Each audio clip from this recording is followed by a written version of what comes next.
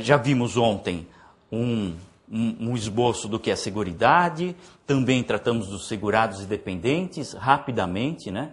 A questão que envolve segurados e dependentes é muito mais ampla, contudo o nosso encontro está focado nos benefícios. Tivemos uma visão genérica e um pouquinho também sobre as contribuições previdenciárias. Hoje vou voltar a falar sobre isso, como um estudo prévio para o ingresso na matéria relativa aos benefícios. Amanhã vocês terão com o professor Hermes Arraes aposentadoria por tempo de contribuição, inclusive na espécie proporcional. Né? Portanto, vamos lá. Estudo prévio dos benefícios com uma forma de capacitar para o que vem posteriormente. E depois também hoje vamos falar sobre salário maternidade e salário família. Bom, quais são os benefícios? Já vimos ontem. São 10 benefícios na atualidade, né? 4 aposentadorias, 3 auxílios, 2 salários e uma pensão. São 10 benefícios divididos entre benefícios aos segurados e benefícios aos dependentes. Há também serviços. Encontramos as prestações previdenciárias, gênero, dos quais benefícios são uma espécie e serviços são outra espécie. Benefícios, obrigação de dar, serviços, obrigação de fazer. Entre os serviços, habilitação, reabilitação, assistência social, enfim. Também não podemos deixar de mencionar aqueles decorrentes de acidente do trabalho, como ontem já antecipei a todos, aqueles decorrentes de acidente do trabalho, que se diferenciam na atualidade basicamente porque não requerem cumprimento de carência. Basicamente, essa é a diferença. Depois vocês vão ter, ao longo do nosso curso, mais informações sobre os benefícios acidentários. Né? Bom, ponto vital à compreensão dos benefícios é justamente isso aqui. Vocês ficaram com frisson agora? Não? Deu um certo... né? Que é o cálculo do benefício.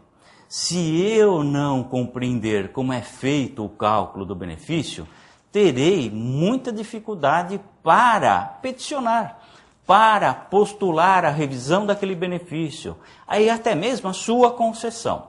Até mesmo a sua concessão talvez fosse um pouco exagerado da minha parte, mas eu ingressaria também nessa seara. Assim, conhecer como se calcula o benefício é fundamental ao previdencialista. Né? Vocês, eu esqueci de perguntar, vocês acessaram a apostila no site ontem? Acessaram, né? Estava tudo tranquilo, tá bom. Nós vamos tratar, portanto, de alguns temas que estão na apostila que foi disponibilizada no dia de ontem. Hoje à tarde nós vamos disponibilizar a apostila do professor Hermes. Hoje à tarde já estará disponibilizada no site www.adilsonsanches.adb.br. E assim por diante. Amanhã à tarde da professora Lucília, né? Depois do professor Vitor e por fim a minha aula. Tratamos assim do cálculo dos benefícios. Vocês vão encontrar, quem tiver com a apostila impressa, vocês vão encontrar na página 2 da apostila, que foi disponibilizada ontem, na página 2. Vamos lá.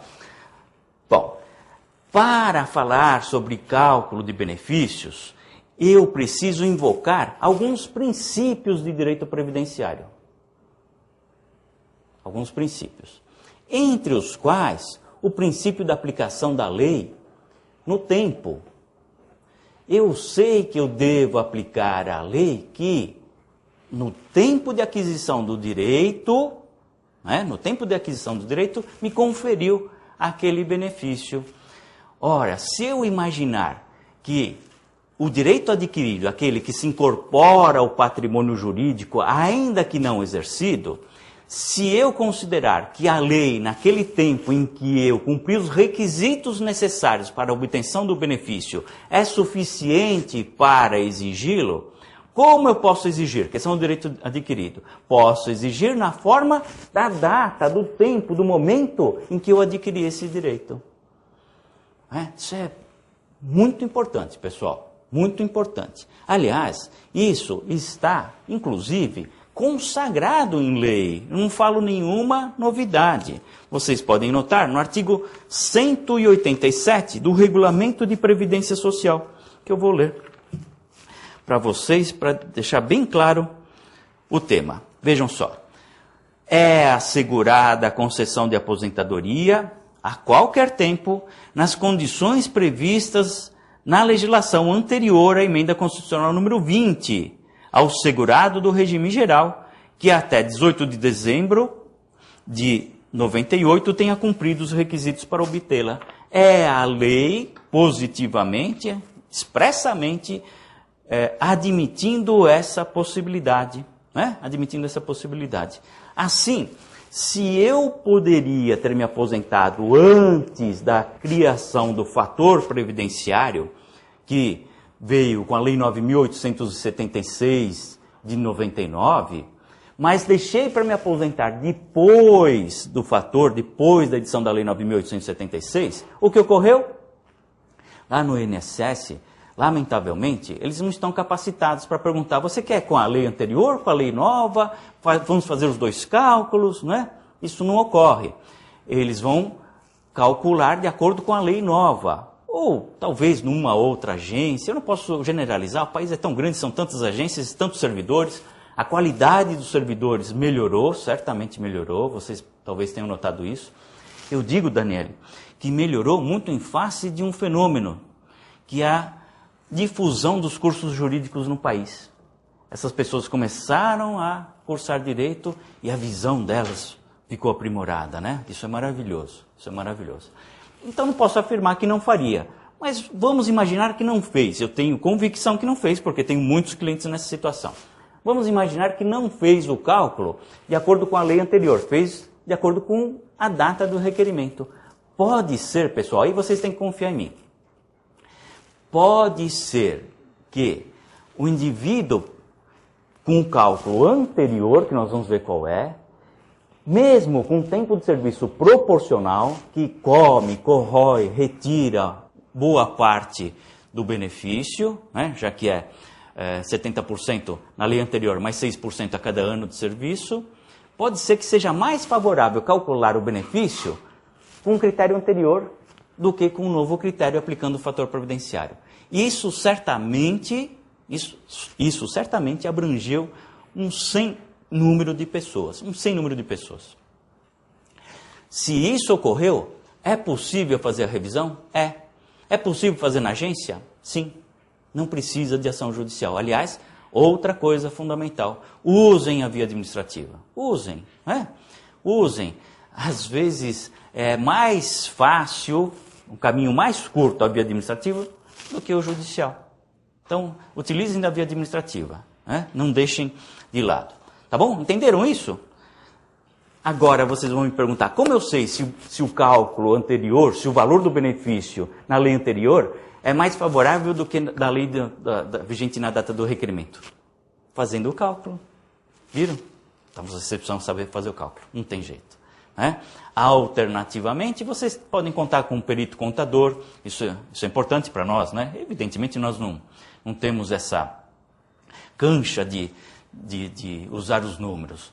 Mas também tem o site da Previdência Social, que é muito interessante. Vocês podem estar fazendo simulação dos benefícios, dos valores dos benefícios. Bom, essa é uma questão. A segunda questão. Há possibilidade de eu requerer um benefício extinto? Olha só que maravilhoso. Há possibilidade de obter um benefício que já não existe mais no ordenamento jurídico? Sim, há. De acordo com o direito adquirido. Ainda que não exercido, se incorporou ao meu patrimônio. Nossa, mas vai ser uma briga enorme lá no INSS. Depende do benefício. Se vocês postularem o pecúlio, está expresso na Instrução Normativa número 45, artigo 509, de que é um direito. Que é um direito que o INSS deve pagar esse pecúlio. O que é o pecúlio, pessoal? O pecúlio era, antigamente, a devolução das contribuições previdenciárias de quem continuou trabalhando após a aposentadoria. E aí veio a tese da desaposentação, porque o pecúlio foi extinto. Em 94 ele foi extinto e o aposentado continuou contribuindo mas não pode acumular benefícios, como nós vimos ontem. Então surgiu a tese da desaposentação, a possibilidade de uma revisão, de um novo valor dessa aposentadoria, assunto que será tratado amanhã pelo professor Hermes, que acabou de lançar um livro a esse respeito. Vejam só, o artigo 509 da Instrução Normativa número 45 do INSS. O pecúlio, pagamento em cota única, será devido ao segurado aposentado pelo regime geral, que permaneceu exercendo a atividade abrangida pelo regime ou que voltou a exercê-la, quando se afastar definitivamente da atividade que exercia até 15 de abril de 94, que foi a data da extinção do pecúlio. Véspera da vigência da Lei 8.870, ainda que anteriormente a essa data tenha se desligado e retornado à atividade, sendo limitada a devolução até a mencionada data. Olha só que interessante. É possível, portanto, a própria lei, a própria norma do INSS admite com relação ao pecúlio. Se admite com relação ao pecúlio, deve admitir em relação a todo e qualquer benefício por conta do direito adquirido, tá bom? Nós temos uma dificuldade só nisso. Eu contei uma meia-verdade, né? Que é exatamente o prazo prescricional. Créditos contra a fazenda pública, 5 anos. Bom, mas no caso, a prescrição não caberia invocar em relação ao pecúlio. Por que não? Porque ele deixou de exercer a atividade e hoje vai receber todas as contribuições que ele fez antes de 94 até hoje. Na verdade, a instrução normativa delimita a data da nova lei. E aí vocês devem buscar a diferença judicialmente. Mas pelo menos já recebeu uma boa parcela, né? Já facilitou a vida, né? Já facilitou um pouquinho a vida desse nosso cliente. A árdua vida desse nosso cliente. Viram que interessante? Bom, vamos lá. Até benefício extinto, eu tenho condições de obter. Não resta dúvida. Próximo passo. Vamos ingressar no cálculo do benefício propriamente dito. Como eu calculo o benefício? Eu calculo o benefício de acordo com o salário de benefício. Instituto reservado ao direito previdenciário. Expressão técnica, previdencialista. Salário de benefício. Por que eu falo previdencialista e não previdenciarista? Porque rigorosamente o nome desse ramo do direito é previdencial, né? Alguém fala direito criminário? Acho que não, né? Criminal é aceitável, né? Previdenciário é o servidor público. Assim, o ramo do direito é previdencial, direito previdenciário. Daí a derivação. Nós somos advogados previdencialistas, né? Previdencialistas. Faço de acordo com o salário de benefício, artigo 31 do Regulamento de Previdência Social, que é o valor básico utilizado para o cálculo da renda mensal do benefício. Salário de benefício, portanto, é a base de cálculo da renda mensal. É a base do valor do benefício final. É a base de cálculo. E esse salário de benefício, ele é encontrado de acordo com o período básico de cálculo. E vocês sabem que lá nas agências eles adoram siglas, né? Se você falar período básico de cálculo, é possível que ninguém entenda. Mas se você chegar lá e falar PBC, aí eles vão entender, né? Sempre é assim. Enfim, vão se acostumando com isso. O período básico de cálculo nada mais é do que o tempo interregno, o período de contribuição que será utilizado para a apuração do salário de benefício. Assim, a base de cálculo do valor do benefício é elaborada de acordo com um tempo, em que, nesse tempo, eu vou verificar os salários de contribuição. Daqui a pouquinho falo mais sobre o salário de contribuição.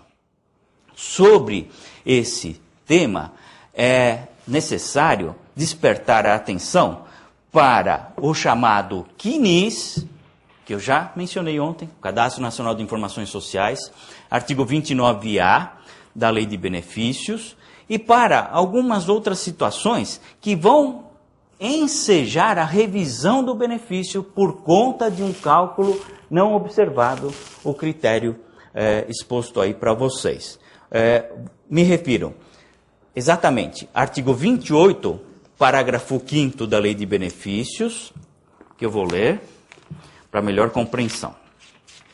28, parágrafo 5º da Lei de Benefícios, trata exatamente do seguinte: se no período básico de cálculo, aqui ó, PBC, se no período básico de cálculo o segurado tiver recebido benefícios por incapacidade, ele estava afastado recebendo auxílio-doença, por exemplo, sua duração será contada, considerando-se como salário de contribuição no período, o salário de benefício que serviu de base para o cálculo da renda mensal. Olha só que interessante, se eu me afastar no período de cálculo do salário de benefício, ingressei em auxílio-doença, estava total e parcialmente incapacitado, recebi auxílio-doença.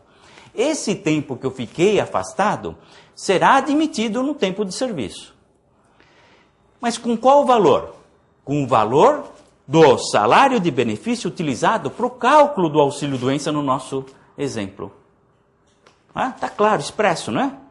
Mais claro que isso, impossível. 28, parágrafo 5º da Lei de Benefícios. É o 29, parágrafo 5º? Eu acabei de fechar. Vamos ver. Eu tenho uma dificuldade de fazer leitura nessa compilação que eu tenho aqui, pessoal. Eles andam diminuindo tanto o tamanho da letra para consolidar mais e mais. É o 29, desculpe. Obrigado. Qual é o seu nome? Ednem. Obrigado, doutor. É o 29, parágrafo 5º, tá bom? 29, parágrafo 5º. Bom, decorre disso o quê, pessoal? O que ocorre para vocês? Se eu devo usar o salário de benefício, daquele benefício que eu recebi no período básico de cálculo, o que isso repercute? Qual a influência disso para o seu cliente?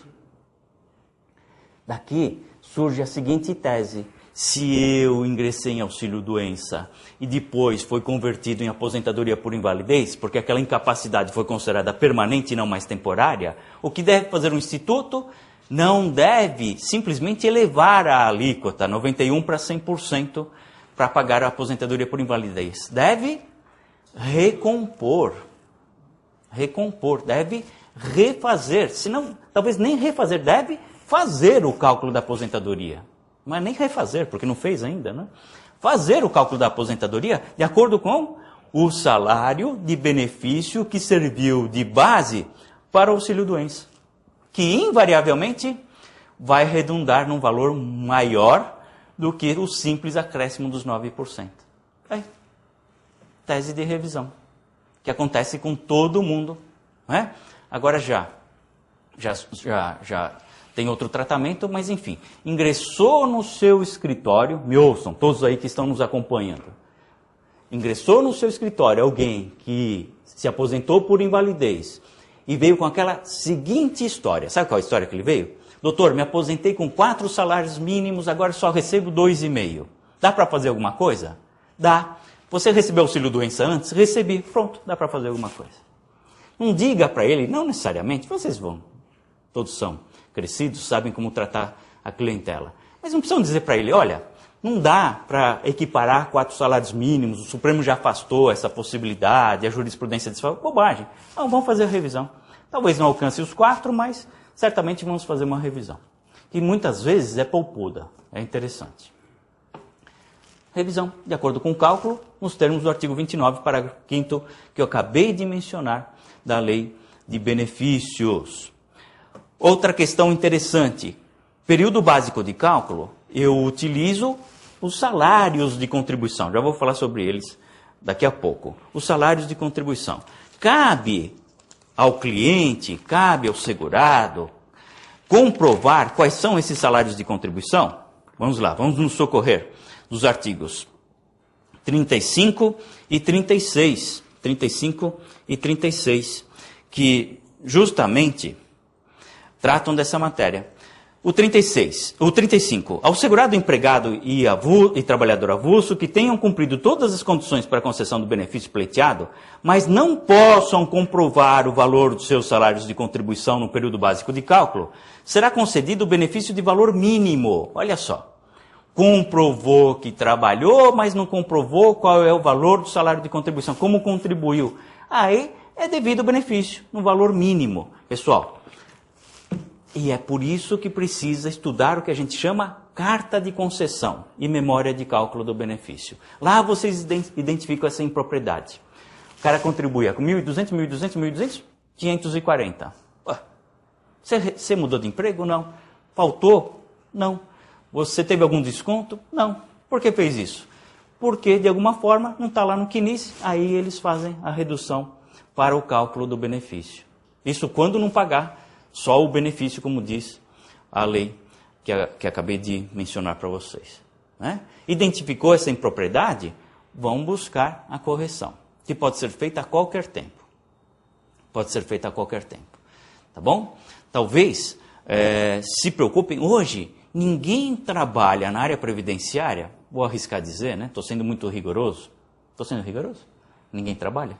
É horrível usar essas expressões, né? Nunca vou fazer, isso não existe, né? Não, né? Enfim.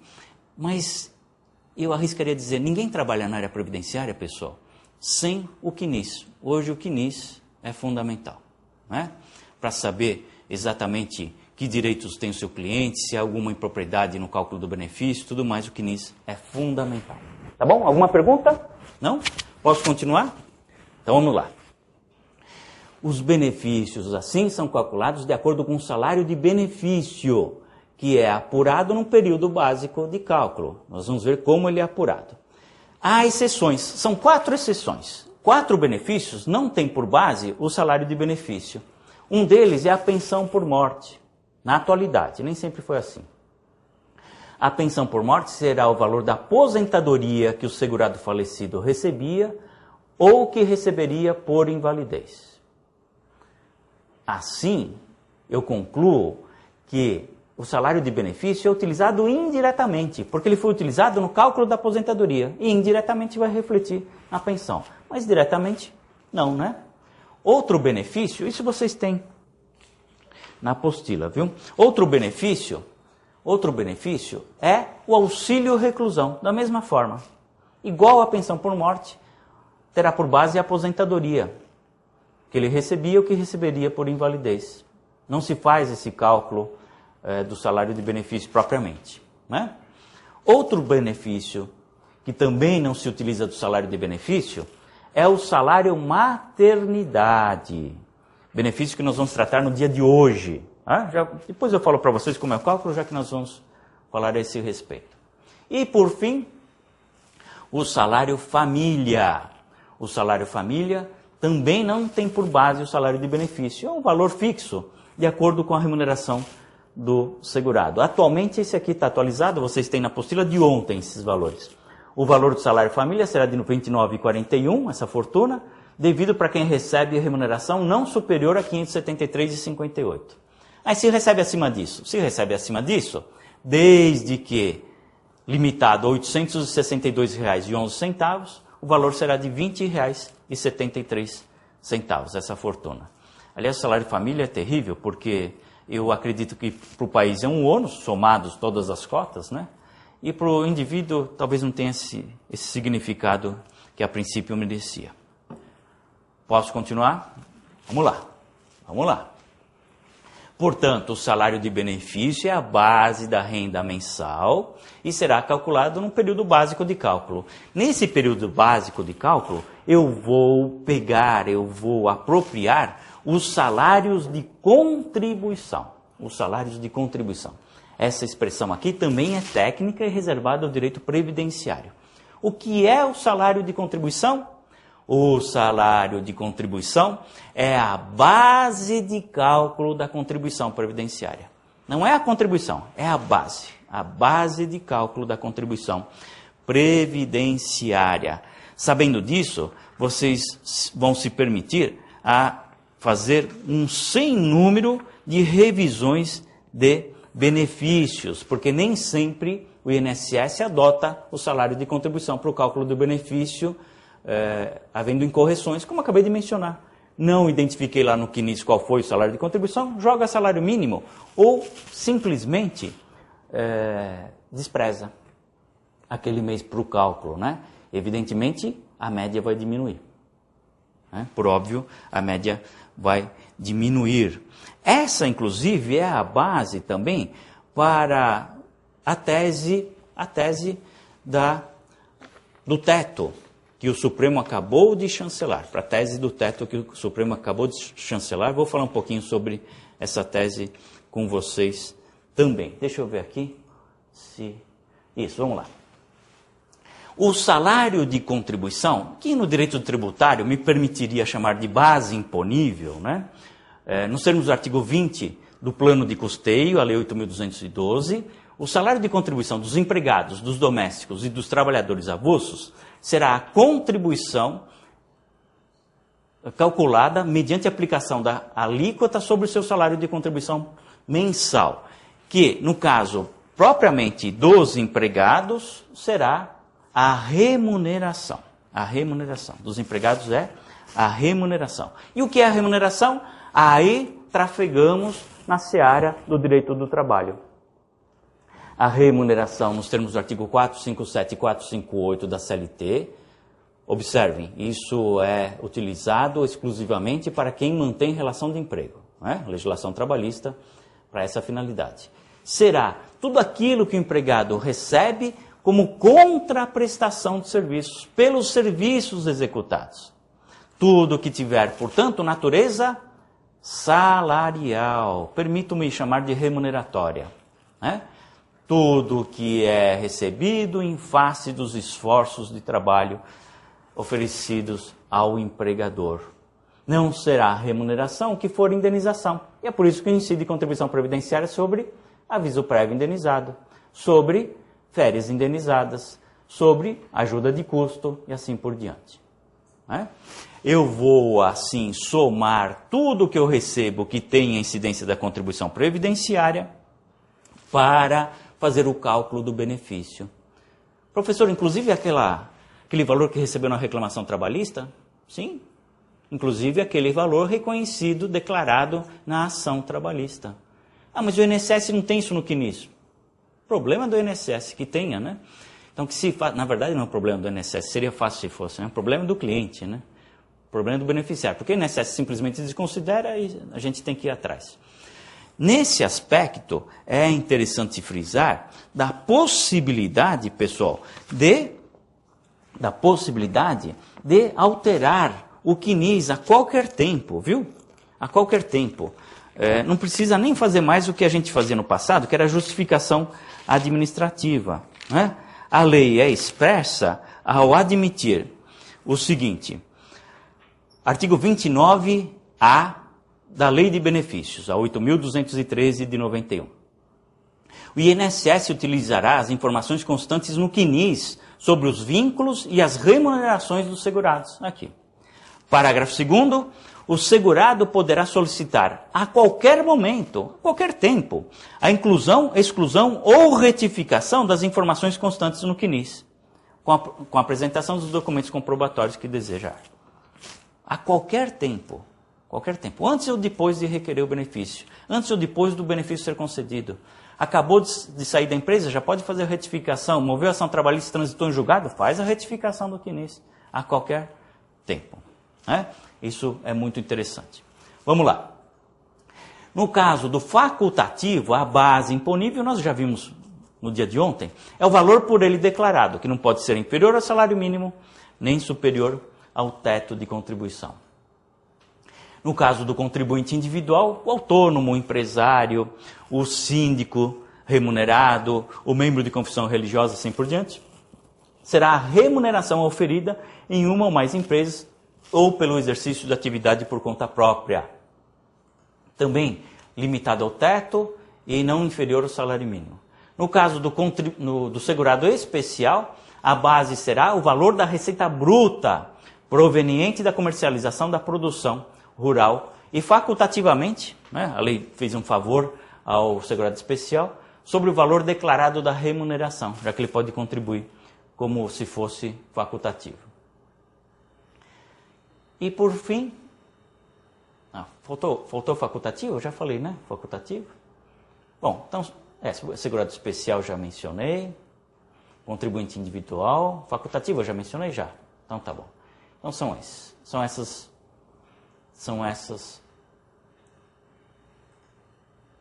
São esses os conceitos do salário de contribuição. Vamos lá, pessoal, a gente vai se ajeitando aqui com a louça. Isso. Salário de benefício, média, num período básico de cálculo dos salários de contribuição, que são, na forma do que nós vimos, eu vou usar genericamente o sentido de remuneração. Corresponde à remuneração, de forma genérica, do segurado, que vai redundar numa renda mensal inicial, que eu posso chamar de valor do benefício, não é? Mas por que é importante diferir salário de benefício com renda mensal? Porque eles não se confundem. O salário de benefício é a base, a renda mensal é o resultado da aplicação de um percentual sobre essa base.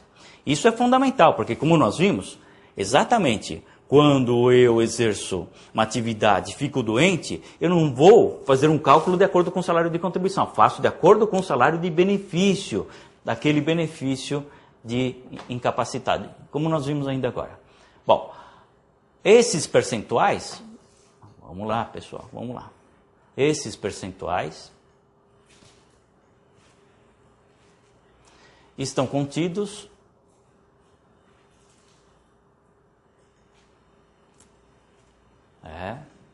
próxima página. Isso. Na legislação de forma esparsa, né? E são os seguintes. Para o auxílio-doença, vocês encontram essa relação na página 4 da apostila. Para o auxílio-doença será de 91%. Para a aposentadoria por invalidez, 100%. Para o auxílio-acidente, 50%. Para a aposentadoria por idade, 70% mais 1% para cada grupo de 12 contribuições. No caso da aposentadoria por tempo de serviço, ou se preferirem por tempo de contribuição, 100%. Se proporcional, 70% na atualidade, mais 5% para cada ano, já foi 6%. E na aposentadoria especial, 100%. Portanto, faço a reunião dos salários de contribuição num período básico, que nós vamos ver qual é, apuro a média é chamada salário de benefício, dessa média eu aplico o percentual que vai me trazer a renda mensal do benefício, a renda mensal do benefício, tá bom? É assim que se faz o cálculo do salário de benefício, é assim que vocês vão proceder para chegar ao valor do benefício. Vamos ver um exemplo concreto? Vamos ver um exemplo concreto? Vamos lá? Vamos lá. Vamos ver um exemplo concreto. Com a Lei 8.213 de 91, que é a Lei de Benefícios, né? O salário de benefício, ele teve essa redação, texto original da Lei 8.213, em julho de 91. Hoje é outro texto. O salário de benefício é o valor básico utilizado para o cálculo da renda mensal do benefício. É a média aritmética simples de todos os últimos salários de contribuição, da data de requerimento até o máximo de 36. Até o máximo de 36. Vamos lá? Olha aqui. Que coisa interessantíssima. Até o máximo de 36. Portanto, eu calculava o benefício de acordo com os 36 últimos salários de contribuição, que redundavam o meu salário de benefício. Apurados em período não superior a 48 meses. Por que 48? Alguma falha de contribuição, alguma impropriedade, então eu ampliava esse período a 48 meses. Daí extraía uma média aritmética simples. O que é uma média aritmética simples?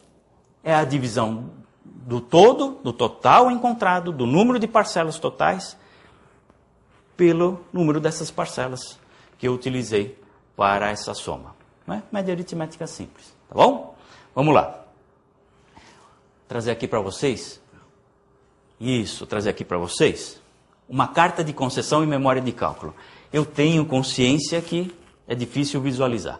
É apenas para mostrar para vocês a importância de estudar, de ler, de compreender a carta de concessão e memória de cálculo, né?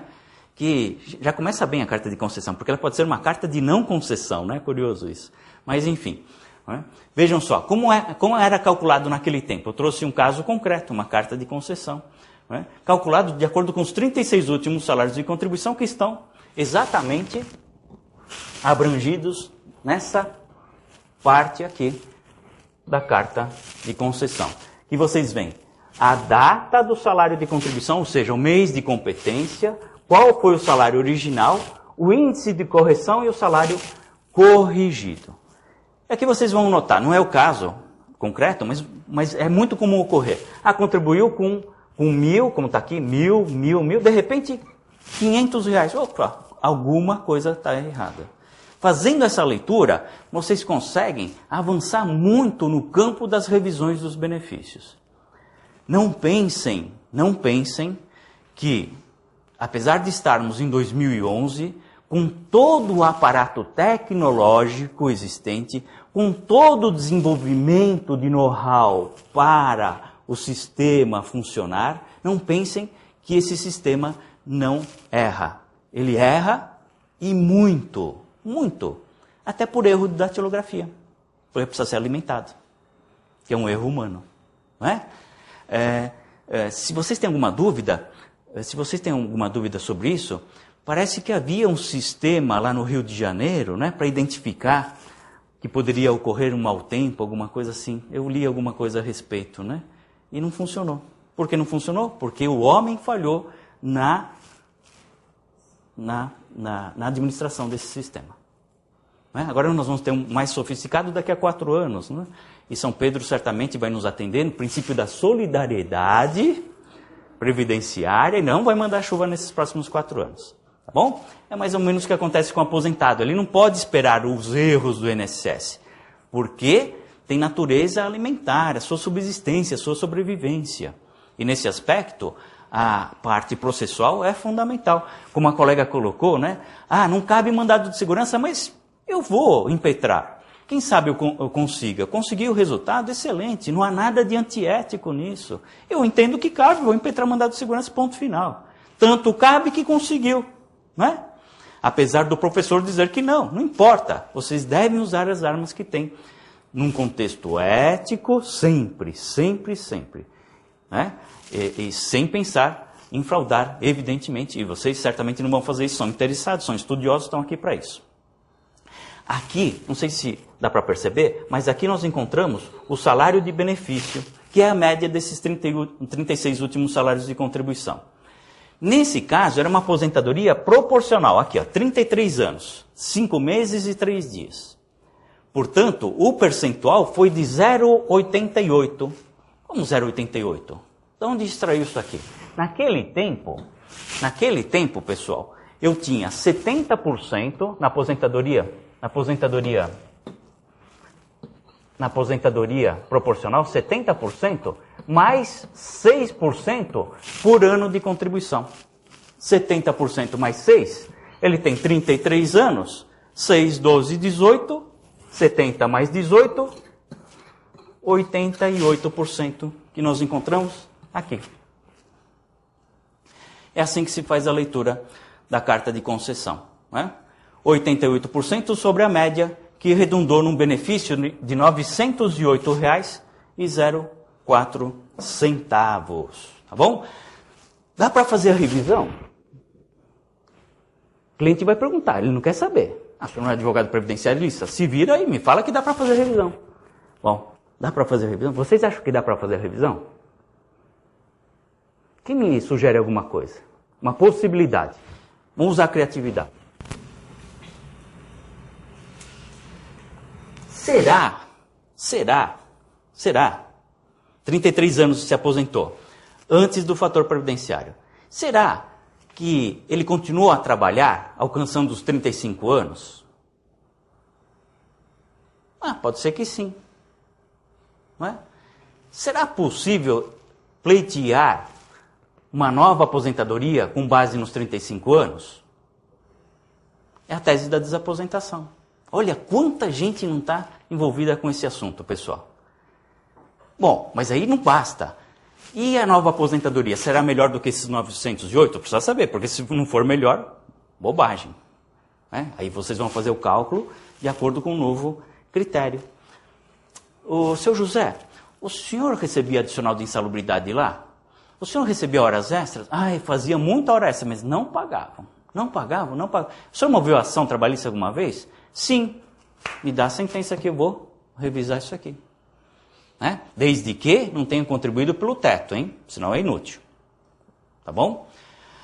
Ah, mas eu não tenho ação trabalhista? Isso eu tive mais de um caso, Daniel, incrível. Tinha um senhor que podia fazer uma revisão muito significativa, só que ele me disse o seguinte: o senhor não mexa com o meu ex-patrão, que é um cara que me socorreu no momento que eu precisava. Estava já com uma certa idade, não conseguia emprego, tal, o cara me deu a mão. Não quero que mexa com ele. E aí, vai fazer como? Precisa mover ação trabalhista?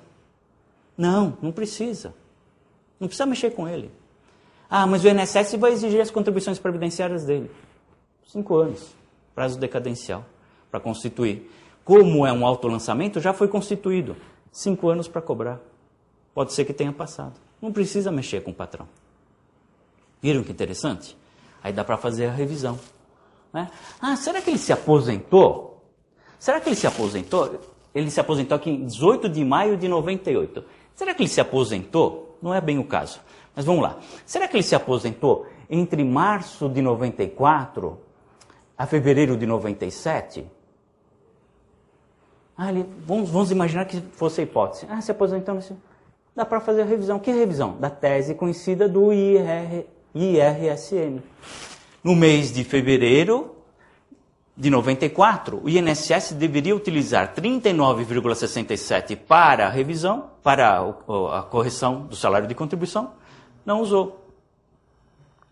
Assim, pessoal, direito previdenciário não é esse bicho-papão que aparenta num primeiro momento. Não é? É relativamente simples. Como andar de bicicleta. Andou uma vez, não vai cair mais. Ah, mais ou menos. Não é bem isso. Mas, enfim, vocês vão saber se manter equilibrados na conduta da profissão. Não é isso? Existem todas essas teses, que já são pré-estabelecidas, 94, 97, IRSM, antes de 88, o RTM, depois da lei de benefícios, o famoso buraco negro, buraco verde, e assim por diante. Não é? São teses já pré-estabelecidas, já consagradas, e que vocês vão fazer um enquadramento fático à questão teórica, que é justamente de direito. Né? É isso. Para todos eles, há uma questão muito interessante que é do 13º salário que eu prometi falar para vocês. Mas vamos lá. Está aqui tudo bem? Bom, mas professor, o senhor não mostrou como faz o cálculo ainda, só mostrou uma carta de concessão. Então vou fazer aqui uma simulação. Se a tecnologia nos ajudar. Opa, agora ajudou. Uma outra situação, na verdade não é um caso concreto. Eu vou apurar todos os salários de contribuição, naquele tempo, nos 36 últimos meses, e vou somar todos os salários de contribuição. Somei. Hipoteticamente, encontrei 78.118,60. Divido pelo número de meses, pelo que eu encontrei no período básico, 36 meses. Que era o modo de calcular com a Lei 8.213 original. Tá bom? Melhor dizendo, antes de 29 de novembro de 99. Esse cálculo foi até 28 de novembro de 99, quando sucedeu a Lei 9.876. Total encontrado, dividido por 36, 269,95. Isso aqui é uma média aritmética simples. Total das parcelas dividido pelo número das parcelas que compuseram esse total. Uma média aritmética simples.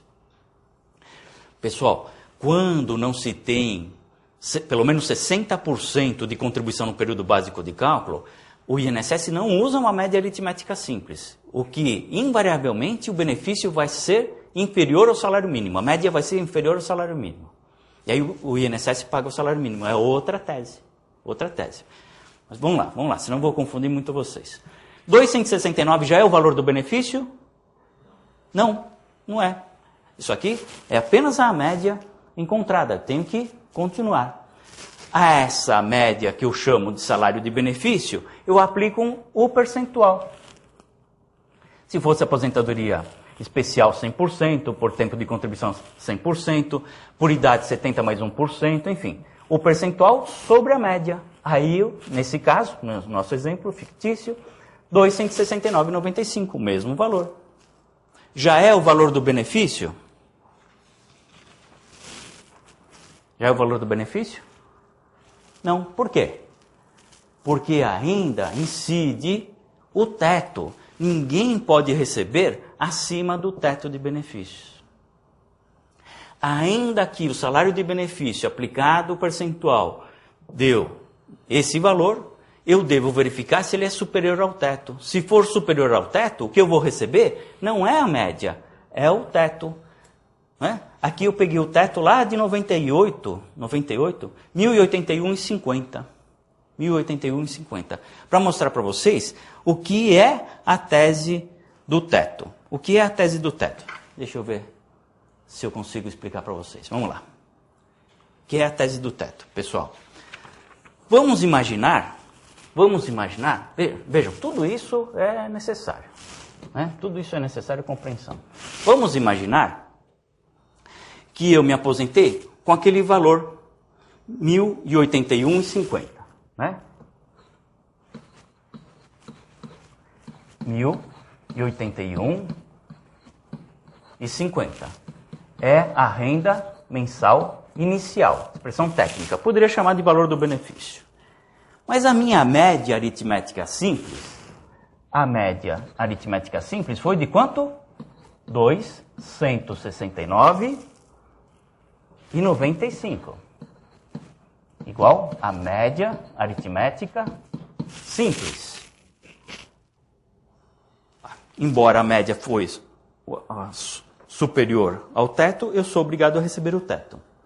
Isso em 1998. Vamos dizer, em junho de 98. O que ocorreu? Ocorreu que em dezembro de 1998, houve uma elevação do teto, um teto maior, que foi para R$ 1.200. Quanto eu recebia? 1.081. Aumentou-se proporcionalmente o meu benefício? Não. Até porque não estava na época de correção.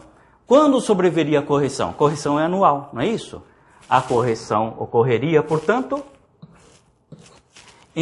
o novo valor seria em junho de 99. Foi feita a correção? Foi feita a correção. Qual é a base que foi utilizada para a correção desse benefício? Pergunto. 269, 1.081 ou 1.200? A base foi 1.081. Está correto? Não. Qual deveria ser a base? 269, limitada ao teto, 1.200. Mas a base deveria ser 269. Só que esse aumento ainda implicaria num valor superior ao teto. Aí eu aplicaria o teto da época, que era 1.200. Essa é a tese do teto que o Supremo acabou de ratificar. E eu compreendo essa tese sabendo como é feito o cálculo do benefício. Ficou claro para vocês? Isso ocorreu em 98 e em 2003. Em 98, uma defasagem em torno de 15%, e em 2003, uma defasagem em torno de 25%.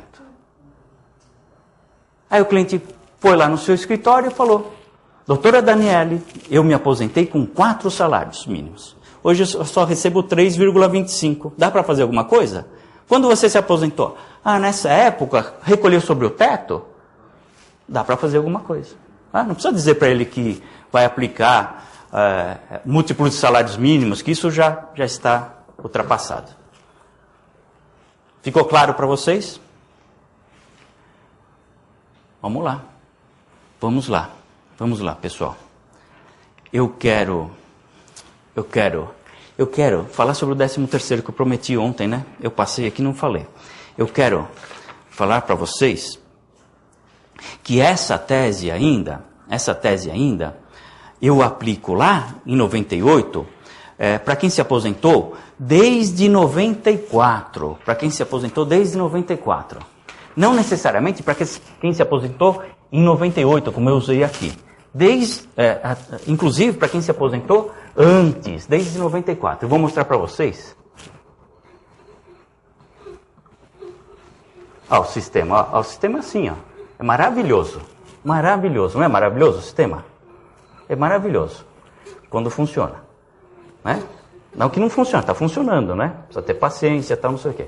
Ó, como eu já perdi a minha paciência, como bom filho de espanhol, vocês vão ignorar um pouquinho isso aqui e vou dizer para vocês o seguinte. Como era feito o cálculo nessa época do benefício? De acordo com quantos meses para apurar o salário de benefício? Me respondam. Uníssono, por favor, mais alto. 36 meses. 36 meses. Não é? 36 meses. O primeiro reajuste, portanto, sempre vai encontrar um teto superior. Assim, se eu me aposentei em 97, eu vou apurar os salários de contribuição de 96, perfeito? Também 97, mas vamos lá. 95, vou colocar aqui, vai. 97, 96 e 95, os 3 últimos anos. 36 meses, 12, 24, 36. Atingiu aqui a questão do teto? Não, né? E se for posterior? Se for anterior? Se eu me aposentei em 96, eu vou utilizar 96, 95 e 94. Atingiu a questão do teto? Atingiu. E é por isso que não é só do ano de 98, é de 94 em diante. E assim também com 2003, quando ocorreu a mesma coisa. Elevou o teto em dezembro de 2003 e não acompanhou o valor dos benefícios. Tudo bem, pessoal? Além disso, as outras teses clássicas eu já mencionei do IRSN. Né? Já mencionei para vocês, não há necessidade da gente continuar. Estão vivos? Posso continuar? Bom, isso foi no período, então, pós-Constituição, né? Ou propriamente da Lei 8.213, que é de julho de 91, ao período anterior à Lei 8.213. Também, compreendendo como se fazia o cálculo, vocês podem elaborar uma boa tese de revisão. Eu vou mencionar, e isso já está sedimentado, antes da Constituição, antes de outubro de 88, 5 de outubro de 88, o cálculo era feito de acordo com os 36 últimos salários de contribuição, da mesma forma. Contudo, só 24 salários de contribuição eram corrigidos. Os 12 imediatamente anteriores à fixação da média não sofriam correção. Não é? Essa é uma tese também de revisão. Deveria o Instituto aplicar a avaliação da chamada obrigação reajustável do Tesouro Nacional, o RTN, depois o ATN, né? Não fez. Aplicava índices próprios. Aí a tese de correção, tá bom? Com a Lei 8.213, já vimos algumas teses, e depois da Lei 8.213, que é o que eu vou passar para vocês. Depois da Lei 8.213, encontramos a Lei 9.876. Na verdade, falei algo incorreto. A Lei 8.213 continuou existindo, mas aquela redação passou a ser a redação ofertada pela 9.876, que é de novembro de 99. A 9.876, nós podemos dizer que é a regulamentação do fator previdenciário. É a lei que deu vida ao fator previdenciário previsto, iniciado com a Emenda Constitucional 20 de 98, a 9.876. Como era o cálculo a partir dessa lei? A partir dessa lei, eu utilizava uma média aritmética simples, que ia do salário mínimo, hoje 540, não 510, até o teto, 3.689,66, né? E a incidência do fator previdenciário sobre essa média. A incidência do fator previdenciário sobre essa média. Um sobre o outro, eu encontro o valor do benefício. Contudo, o período básico de cálculo, ele encontra duas vertentes. Quais sejam? Isso está contido na 9.876. Para quem, a lei fala em inscritos, deveria falar em filiados. Para quem está filiado desde a lei, ou seja, 29/11/99, o período básico de cálculo será o seguinte: o valor do benefício corresponderá à média aritmética simples de 80%, eu desprezo 20%, de 80% dos maiores salários de contribuição. Já vimos o que é. De todo o período contributivo. Portanto, comecei a trabalhar hoje, daqui a 35 anos, o cálculo do meu benefício, da minha aposentadoria, será de 80% dos maiores salários de contribuição, da média aritmética simples. Isso na aposentadoria por idade e tempo de contribuição, com o fator previdenciário, né? Porque os demais benefícios eu não aplico o fator previdenciário, sendo que na aposentadoria por idade eu aplico de forma facultativa. Deveria o INSS fazer os dois cálculos, com o fator e sem fator, e conceder o valor maior. Ai, que injustiça! Que injustiça! Vai lesar o erário? Como calcular o maior? Paga o menor, horas. Não, é lei de proteção social. E é obrigação do governante aplicar o princípio mais favorável, porque é de proteção, não é? Deveria. Não fez. Eu não sei dizer para vocês se hoje faz em todos os lugares. Dá para fazer, né? Atualmente, se vocês pegarem as cartas de concessão, vocês encontram os dois cálculos, né? Dá para fazer. Mas não posso garantir que em todos os lugares, vocês que estão nos acompanhando nessas 60 cidades, me digam. Está sendo procedido dessa forma? Se faz um e outro cálculo para saber qual é o maior e conceder o maior? Bom, o fato é que nessa época não se fazia, com certeza. Só se alguém deu muita sorte, né? De modo que o INSS chamou esse indivíduo para dizer: olha, nós deveríamos ter pago o que era maior com os dois cálculos e não pagamos. Vem aqui para você ter a revisão do seu benefício. Ele dá risada, ele está assim muito entusiasmado com o INSS, né? Já percebi, né? Chamou para? Não, chamou. Vai chamar? Aliás, tá gravando, né? Tá gravando. Aliás, olha, mas eu me autorizo isso. O risco que eu vou correr. Tá gravando, né, Alexandre? Tá gravando. Eu duvido que vai chamar para fazer a revisão do teto. E se chamar, não sei em que circunstância eles vão fazer esse cálculo. Porque estão falando aí na imprensa que vai chamar todo mundo para fazer a revisão do teto, é só adaptar o sistema, não sei o que lá. Do IRSM foi a mesma história, nem todo mundo teve. Então também sou cético em relação a isso. Bom, pós a Lei 9.876, temos esses dois critérios. Primeiro, quem começou a trabalhar, quem se filiou na vigência da lei, todo o tempo de contribuição, 80% dos maiores salários de contribuição. E quem estava já trabalhando, quem já era afiliado, mesmo cálculo média aritmética simples de 80% dos maiores salários de contribuição, de todo o período, olha só, corrigidos monetariamente, não encontramos na redação anterior. Desde a competência julho de 94. Opa! Temos aqui um diferencial. Qual é o diferencial? Para quem já trabalhava com a vigência da Lei 9.876, o benefício terá por período básico de cálculo, julho de 94 para frente. Imaginem os senhores, eu sempre trabalhei pelo teto até junho, até o mês 6 de 94. Aí completei 40 anos, vocês sabem que é uma desgraça completar 40 anos, né? Já não se consegue jogar bola, né? Isso, é terrível, né? Enfim, completei 40 anos e recebi um presente lá da empresa, a carta de demissão. 40 anos, está na hora de se aposentar, né? Vai cuidar lá dos seus netos, enfim. Também é meio prematuro, mas enfim. Não é? Aí arrumei só um emprego para ser ouvidor daquele supermercado ou para ser, sei lá, qualquer função que não pague adequadamente as minhas necessidades. Vou receber um salário mínimo. Qual vai ser o cálculo da minha aposentadoria? Um salário mínimo. E as contribuições anteriores? Se perderam por força da Lei 9.876. Viram que ingrato? Pode ser que o inverso seja existente, sempre contribuir sobre um salário mínimo e depois sobre o teto, aí nenhum prejuízo, né? Bom, vocês veem alguma possibilidade, pessoal, de revisar o benefício de quem se aposentou nessas circunstâncias? Contribuiu pelo teto e depois passou a receber salário mínimo e o cálculo contemplou só o salário mínimo.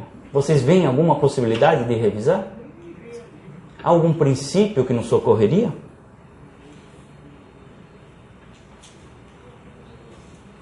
Princípio da isonomia, né? Porque é assim para quem começou a trabalhar hoje e é diferente para quem já trabalhava antes. Considerando até que quem já trabalhava antes contribui para o benefício de quem trabalha hoje. Não é isso? Princípio da isonomia. Não pode haver dois critérios diferenciados para a mesma situação. Não há nada de diferente entre quem começou a trabalhar antes ou depois da Lei 9.876. Nada. Nenhuma circunstância diferente. Nada. São iguais, efetivamente. Tese de revisão. Não me perguntem de jurisprudência, tá bom?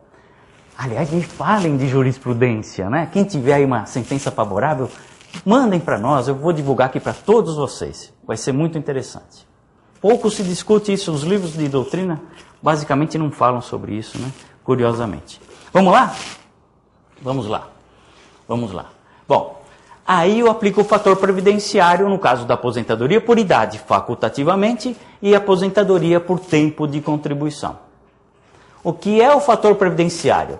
É uma formulação para trazer um certo equilíbrio atuarial, financeiro, né? Que leva em consideração tempo de contribuição, idade no requerimento e uma expectativa de sobrevida. As mulheres deveriam ter acrescido 5 anos na formulação. E o INSS também não fez isso no início. Também dá para fazer a revisão do benefício. Tudo de acordo com o conhecimento de como é feito esse cálculo. O fator previdenciário, vocês me desculpem, mas eu fico muito emocionado nesse momento. O fator previdenciário é esse treco aqui. É isso aí. É o que eu costumo chamar... Alexandre, dá um close aqui para mim. Um close, que hoje estou todo alinhado, embora esteja de férias, né, curso de férias. É a urna funerária do direito previdenciário. Esse é o fator previdenciário. Né? Como alguém pode programar a sua vida com esse treco aqui? Né? Como alguém pode saber qual a sua expectativa de sobrevida se todo ano ela muda ao gosto do devedor? Quem fixa quanto tempo a gente vai sobreviver é o IBGE, uma autarquia federal. É o próprio devedor dizendo quanto tempo você vai viver para pagar sua aposentadoria. Lembrando que entre 2002 e 2003 a expectativa de sobrevida do brasileiro aumentou em média 20%. É claro, Daniela, eu esqueci que melhorou o serviço público, a educação, né? Tudo mais. Né? Nós passamos a viver mais 20% de um ano para outro. Né? Alguém já moveu uma ação para revisar, atacando o fator previdenciário por força dessa elevação? Alguém aqui? Não? Bom, eu já movi muitas, né? Já perdi todas, mas não abro mão disso. Recentemente, nós encontramos uma decisão anunciada nos boletins da ASP, da declaração da inconstitucionalidade em primeira instância, de um juiz aqui de São Paulo. Foi. Que eu quero trazer aqui para um painel. Não é, Eduardo? Vamos trazer? Aqui, vamos ver se a gente traz para fazer um painel só sobre o fator previdenciário, para falar sobre o que é inconstitucional, o que não é, como pode ser declarado. Se deve ser o colegiado, se pode ser no juízo singular, enfim. Vamos ver se a gente faz esse painel. Né? E não há dúvida que eu não posso aplicar uma expectativa de sobrevida ao gosto do devedor uniforme num país de uma dimensão continental como a nossa. Dá para fazer a revisão se alguém tiver a sorte de cair nessa vara mencionada aqui de São Paulo. Por exemplo, um indivíduo que tem 35 anos de contribuição, 55 de idade, uma expectativa de sobrevida de 21,3 anos. Vale lembrar que 3 não são meses, né? É 1/3 de ano, são 4 meses aqui, tá bom? Faço o cálculo, é simples, ó, 35 vezes 0,31 dividido por 21,3, 1 mais 1. Não se esqueçam que primeiro eu faço a representação em parênteses, primeiro eu faço a multiplicação, depois a soma, senão não dá certo. Fator previdenciário 0,84, 48, 22, 77. sendo que o INSS não usa as últimas casas decimais, as 4 últimas. Que também não sei porquê, devia usar, né? Não deu esse resultado. Aqui ele perdeu cerca de 16% da média aritmética simples. Põe a aposentadoria lá para baixo mesmo, né? Lá para baixo mesmo. Eu trouxe, é claro que vocês não vão ver, mas eu quis ilustrar.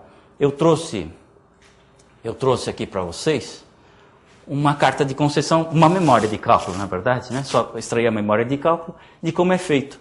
Então, mês a mês eu pego o salário de contribuição, aplico a correção monetária, que hoje é a variação do INPC, encontro o salário corrigido. Encontro o salário corrigido. Isso aqui vai representar o cálculo do meu benefício, e assim por diante. Assim por diante. De julho de 94 até o mês anterior do requerimento. Vejam só, conseguem identificar aqui a palavra desconsiderado?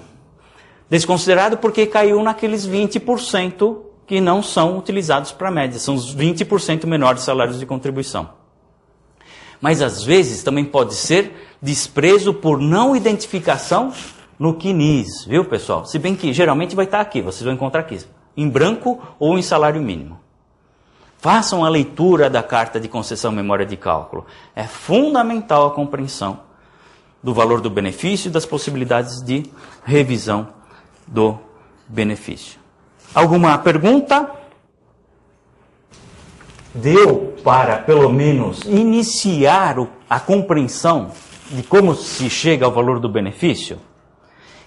Deu para despertar em vocês a curiosidade ou o sentimento de necessidade de conhecer como é feito o cálculo do benefício? Porque só assim, pessoal, não resta dúvida, só assim vocês vão conseguir peticionar com tranquilidade, com robustez, né, com convicção, quando pleitear uma outra revisão do benefício. Está claro? Não se esqueçam, eu ia falar para vocês, não vou ter tempo de falar, do 13º salário. O 13º salário sofre a incidência da contribuição previdenciária por força da lei de custeio. Contudo, não reflete, não repercute no cálculo do benefício, por incrível que pareça, viu? Por incrível que pareça. Né? Vale a pena mencionar isso para vocês, tá bom? É correto? É incorreto. Por quê? Porque no artigo 201, parágrafo 11 da Constituição, que nós vimos ontem, né? Determina que tudo que se receber como empregado deve repercutir no cálculo do benefício. 201, parágrafo 11. E a jurisprudência? A jurisprudência é a seguinte. Vou contar a história melhor para vocês. Entre 92 e 96, o INSS não usava o 13º para o cálculo do benefício. Embora houvesse a contribuição previdenciária, não usava, né? Mas não havia nenhuma lei determinando que o 13º não seria utilizado. Não havia nenhuma lei. Essa lei foi redigida em 15 de abril de 94. É a Lei 8.870. Em 15 de abril de 94. Hoje encontramos esse dispositivo exatamente no artigo 28, parágrafo 7º. Já vou falar para vocês. 28, parágrafo 7º. Em que fica claro o seguinte, vejam só. O seguinte. É da lei de custeio, pessoal. A lei 8.212. 28, parágrafo 7º. Onde está você? 28, parágrafo 7º. Eu tenho uma técnica, eu vou grifando o que eu quero falar para não perder tempo. Mas como eu grifo quase todos os artigos, eu continuo perdendo tempo para localizar. Vamos lá, parágrafo 7º. O 13º salário integra o salário de contribuição, exceto para o cálculo do benefício. Olha só que bacana. Integra, exceto para o cálculo do benefício. Bacana, né? Você contribui com esse valor e não vai ter refletido no valor do benefício. Né? Bom, entre 92 e 96, dá para revisar os benefícios. Pleiteando o quê? Que o 13º ingresse no cálculo do benefício. Porque não havia lei desautorizando o seu aproveitamento. Ficou claro? A jurisprudência sobre isso é pacífica. Prescreveu, decaiu? Não. Por quê? Porque, na verdade, vou pleitear hoje. Ele repercute. Foi feito o cálculo errado, todo mês há repercussão. Né? O valor está abaixo do que deveria ser. há apenas a incidência da prescrição quinquenal por força de ser crédito contra a fazenda. Mas a possibilidade de fazer a revisão, ela se mantém. Na verdade, também esse assunto aguarda do Supremo definição. Se eu posso ou não fazer a revisão, se o prazo é decadencial é de 10 anos, a contar de quando? Né? Também esse tema está lá no Supremo para ser decidido. Por hora, eu posso. Por hora, a jurisprudência é favorável, inclusive quanto ao aspecto da decadência que eu mencionei ainda há pouco. Tá bom? Ficou claro? Então, posso fazer a revisão de todo mundo que se aposentou entre 92 a 96 e que o INSS não usou o 13º para o cálculo. Mais uma revisão. Faço tudo concentrado numa única ação? Sim, faça, não tem problema nenhum. Aí depois de 96, depois da Lei 8.870, dá para fazer? Dá. Por quê? Porque nos termos do artigo 201, parágrafo 11, nos termos do 201, parágrafo 11, tudo que eu receber deve refletir no cálculo do benefício. Não reflete. Não importa a Lei 8.870 a dizer que não. É lei infraconstitucional, fere o preceito constitucional. É um nada jurídico. E a jurisprudência? Bom, nessa segunda hipótese, eu tenho a dizer e lamentar. Preciso responder a jurisprudência? Que é desfavorável, né? Incrível, a jurisprudência é desfavorável posterior a 96. Incrível falar isso para vocês. Apesar da clareza do 201, parágrafo 11 da Constituição, né? Mas pode ser revertido, ainda pode ser revertido. Não tem ainda. Não, ainda não. Né? Pode ser revertido. Aliás, as decisões são, eu diria para você, não são em grande quantidade. Pouco se debateu esse assunto, ou não se esgotou esse assunto ainda na jurisprudência. Se vocês forem discutir, não se esqueçam de defender aquilo que eu coloquei ontem para vocês. A contribuição previdenciária é uma espécie de tributo de natureza vinculada. Se contribuir, tem que refletir. Preceito de direito tributário. Fundamento jurídico. Fundamento legal, 201, parágrafo 11. E a lei? A lei ordinária, ela não fere o preceito constitucional. Tá claro? Nossa, eu preciso fazer um intervalo para a troca da bateria, mas eu estou bem. Alexandre, eu ainda não coloquei nenhum marca-passo, não. Eu falo de acima de 40, esses caras já ficam brincando com a gente, né? Vamos fazer um intervalo, então? Vamos fazer um intervalo de 10 minutos. 10 minutos. Espero de vocês que nos acompanham no sistema telepresencial o encaminhamento das questões para que eu possa responder no retorno. E como todos observaram, eu não consegui falar sobre o salário maternidade e salário família, mas não tinha reservado muita coisa a falar. Se não vierem muitas perguntas, eu abordo esses temas, senão nós teremos mais dias para poder também falar sobre esses dois benefícios. Enquanto isso, quem está aqui presencialmente em São Paulo, nós vamos fazer o sorteio do livro 600 Perguntas e Respostas. Olha, alguém me disse o seguinte, é inútil você ficar sorteando o livro e não mostra. Vamos lá, Alexandre. E não mostra, né? Isso aí. Nós vamos fazer o sorteio do livro 600 Perguntas e Respostas, cuja terceira edição acabou de sair. Esse é o primeiro exemplar, inclusive, que eu tenho em mãos, ofertado pela editora LTR. Tá bom? Então, Isso, olha, Alexandre, amigão, olha, ele gosta de mim, hein? Tá bom, eu faço a sua aposentadoria, Alexandre, mas vai demorar muito tempo pela sua competência, viu? Foi bom para vocês? Tá na linha que vocês esperavam no curso, tá? Ótimo, qualquer sugestão, nós temos ainda outras aulas. Agora vocês não vão se encontrar comigo, amanhã não estarei aqui com vocês, né? Só para deixar aquele sentimento de saudade, né? Tá certo? Mas vocês terão aqui amanhã uma das maiores autoridades do direito previdencial na atualidade. Sem sombra de dúvida, falo isso de boca cheia, que é o professor Hermes Arraes. Ele vai estar aqui com vocês. Tenho certeza que será uma aula muito rica, aposentadoria por tempo de contribuição. Ele vai falar sobre a desaposentação. A doutora Daniele vai estar acompanhando o professor Arraes, de modo que o curso vai se manter nesse ritmo. Por hora, o meu muito agradecido, meu muito obrigado pela atenção. Não se esqueçam, né? Não se esqueçam. Façam justiça social. Tenham uma boa tarde. Até mais ver. Até logo.